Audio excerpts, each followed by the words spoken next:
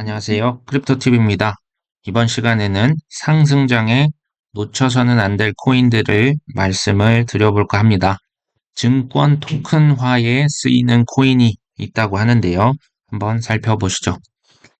이탈리아 중앙은행 관련된 폴리건 소식이 있는데요. 이걸 이제 한글 기사로 보시면 이탈리아 중앙은행 산하에 있는 금융혁신개발센터 밀라노 허브라고 있습니다. 자, 여기에서 6개월간 디파이 기반 코인 증권을 지원한다.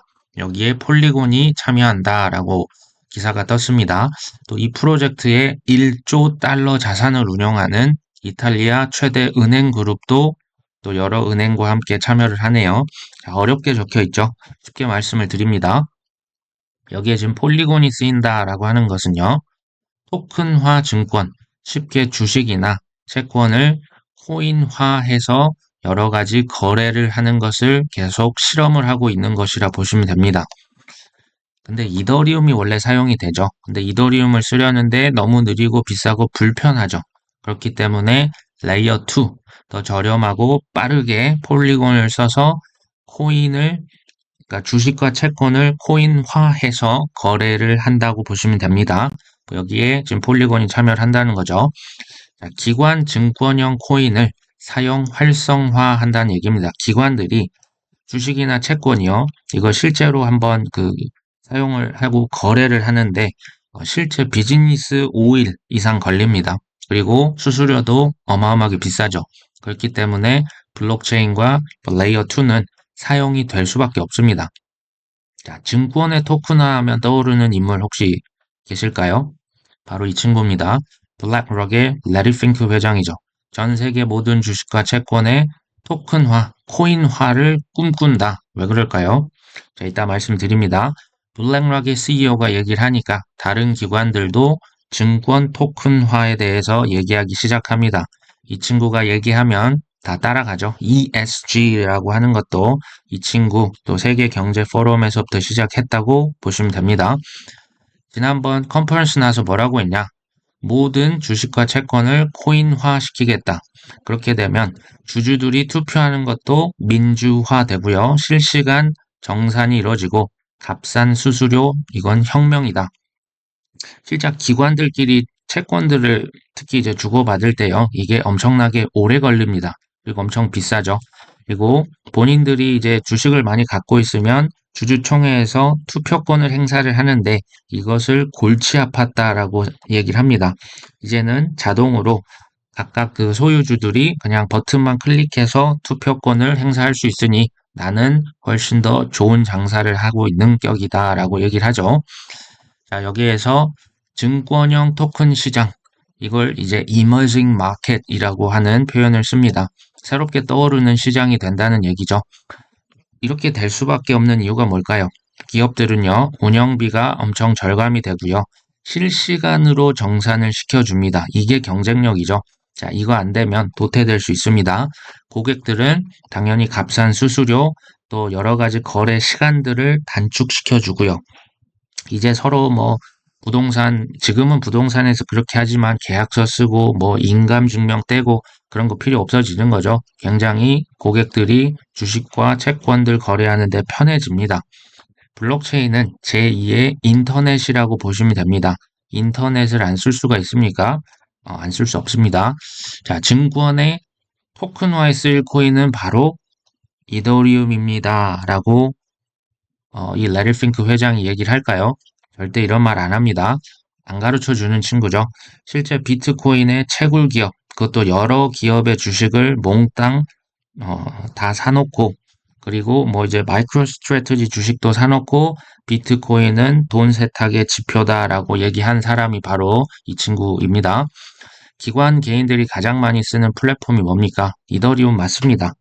그런데요, 골드만삭스는 이더리움에서 이제 채권을 이제 서로 사고팔고 이제 사용을 하고 있고요.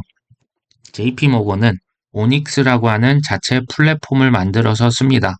둘 다 뭐 주류 대세 트렌드라 보시면 되는데 저 개인적으로는 JP모건과 같은 경우는 이게 글쎄요 그 호환성이 조금 떨어집니다. 하지만 이더리움 같은 경우는 전 세계 누구나 사용을 할 수가 있겠죠.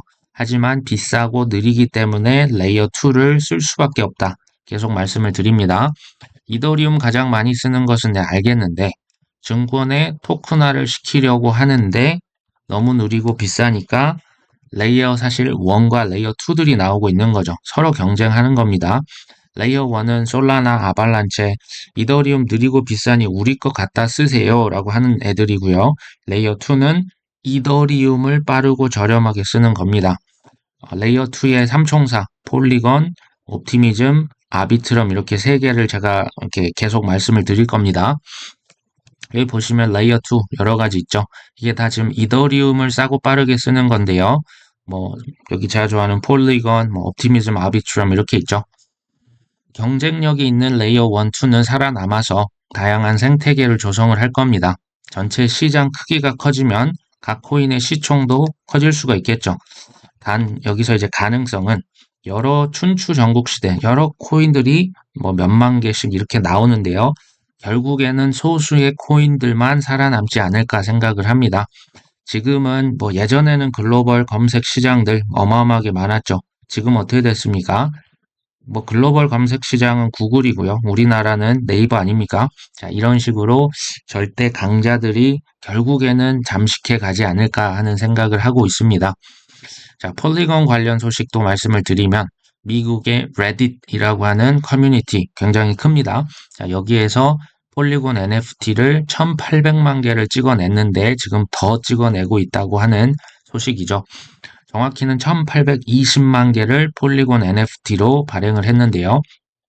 금액으로 환산하면 약 430억 원이 거래가 됐다고 합니다. 아직은 NFT 초기죠. 그리고 이 430억 원이 지난 상승장 때 대부분 거래가 된 것이라고 합니다. 지금은 좀 많이 죽어있는 모양새입니다. 시바 이누마저도 지금 이더리움 레이어 2를 발행을 하려고 하는 거죠. 이거 이제 뭐냐면요. 시바리움이라고 해서 이더리움 레이어 2 본인들도 이더리움 위에 얹혀져 있는데요. 이거 좀 더 빠르게 사용하고 저렴하게 쓴다는 거죠. 이 시바리움조차도 이더리움 블록체인을 사용한다고 하는 겁니다. 근데 이제 개인적으로는 이런 코인들은 조금 자제를 하시는 게 어떨까 싶습니다. 글로벌 세력이라고 하는 친구들은 힘과 언론과 돈이 있죠. 도치코인도 마찬가지인데요. 이런 밈 코인을 주류 코인으로 만들어 버릴 수 있는 힘이 있습니까? 없습니까? 있습니다. 도치코인은 이미 메인이 돼버렸죠.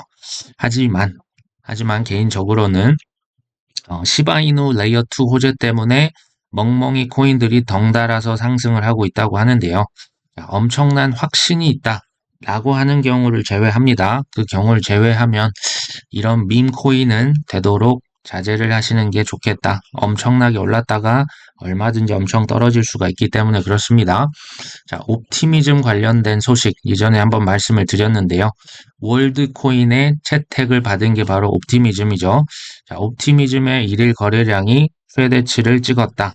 좀 더 살펴보시면 월드코인에서 원래는 폴리곤을 쓴다고 했다가 지금 옵티미즘으로 메인넷을 갈아탔습니다. 그렇기 때문에 옵티미즘의 일일 거래량이 당초 2위였던 아비트럼을 추월했습니다. 이게 처음 있었던 일인데요. 제가 한번 일일 거래량을 다 한번 찾아봤습니다.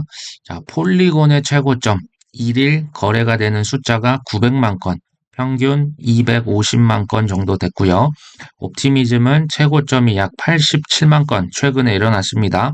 평균은 대략 한 20만 건. 아비트럼은요, 최고점이 무려 270만 건이었고요. 평균은 대략 한 50만 건 정도 됩니다. 이걸 제가 한눈에 보기 쉽게 나타내 보면 폴리곤이 1위고요. 2위가 아비트럼, 3위가 옵티미즘입니다. 시가총액도 대략 이 순서대로 위치를 하고 있죠. 근데 이제 최근에 월드코인의 선택을 받았기 때문에요. 옵티미즘이 일일 거래량이 최대를 기록하고 있습니다.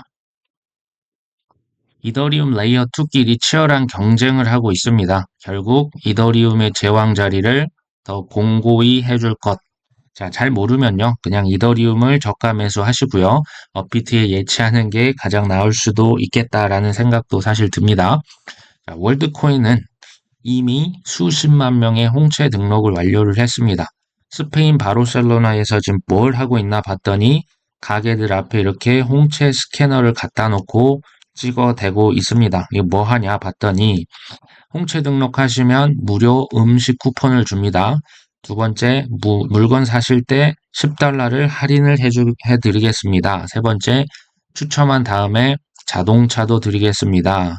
당신의 생체 정보만 포기하면 소득을요, 월드코인으로 수령하게 해드리겠습니다. 이렇게 홍보를 하고 있다고 합니다.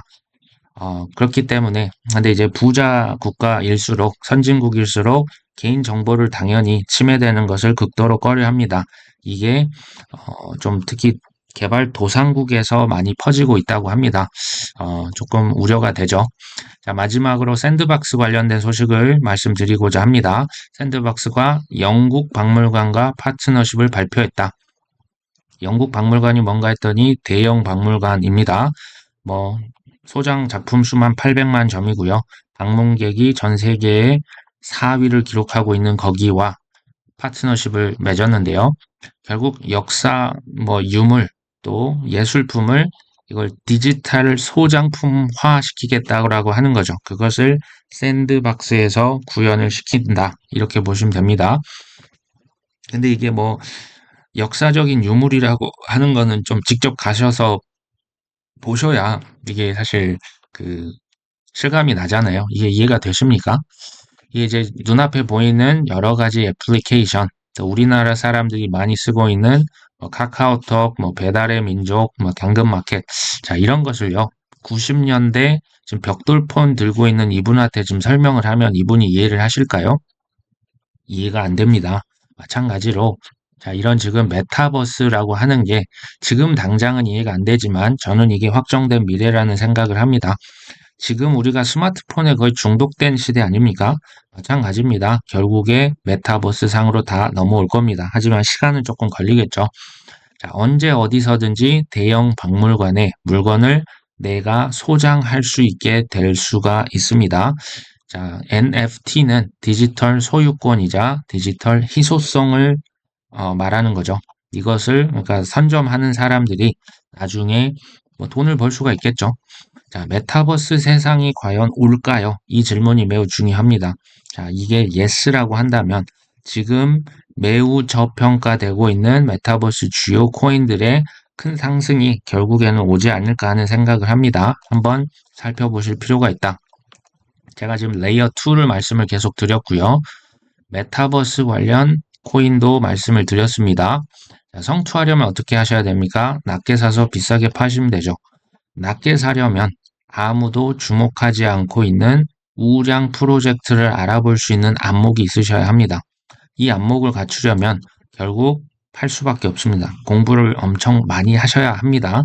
자, 이럴 수밖에 없기 때문에 지금 이 레이어 2나 메타버스를 무조건 누구를 따라 산다기보다 그리고 좀 이제 하락할 때마다 꾸준히 좀 공부를 많이 하신 다음에 좀 사가시는 건 어떨까 하는 생각이 듭니다. 오늘 방송 여기까지 합니다. 끝까지 시청해 주셔서 감사합니다.